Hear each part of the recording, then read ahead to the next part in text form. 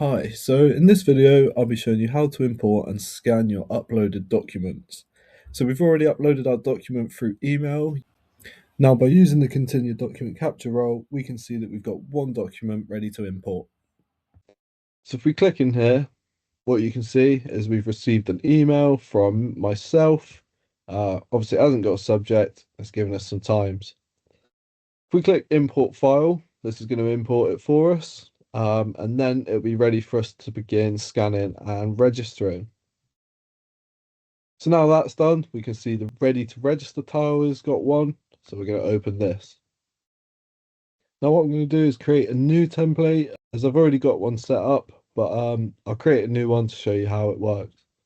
So if we go into actions, functions, and create template, we'll do is create new. As you can see, we've got here our template number 9, and this is a blank template for us to begin setting up. So on the right here, we've got our invoice that we've imported, and on the left, we've got the fields that we need mapping. So as you can see, it's automatically done some for us, like the invoice number, the date, and our costs. So if we click on a field, you'll see it highlights what it's reading. It's got a blue box showing us the value, and we can see the orange box is highlighted showing us this is the caption for it. If we click this one instead, you'll see it showing these now. The GST amount, it's found at the bottom, and that's all the values it's found from the header so far. Now, if there are any other fields that we wanted to map ourselves, we can do this, and I will show you that by selecting the lines so that our items are imported. And I'm actually going to show you how to do this manual mapping in the next video. If we scroll down as well, below here we've got a comment section, and this is giving us any warnings of things that we need to fix before we can post this. So we can see here it's saying that the vendor number already exists, and that's just because I'm using an invoice that I've set up before. So for this example, I'll just change the number slightly to allow us to use it again. What you see is that has now vanished. Our other comment is saying we need to specify a number, and that is referring to the type and number here. So this is going to be a GL account that we want to assign this invoice to.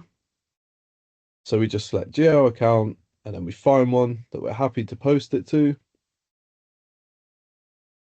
So I'm just going to put this as a GL account I've set up for this example. You can select a geo account for whatever you find is relevant. So if this was a heating bill, you could put it against your bill's geo account.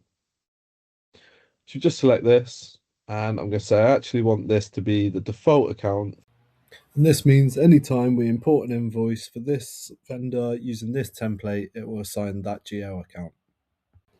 And this account will always be an income statement, as it's just tracking the total amount that has gone through this GL account.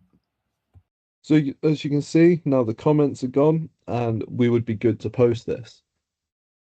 But what I actually want to do is I want document capture to read these lines and the quantities so that we can actually add the stock to our system of what we've bought. So you can either post it as it is and just post an amount against this vendor, or what I'm going to show you in the next video is how to scan the lines and add those to stock in your system.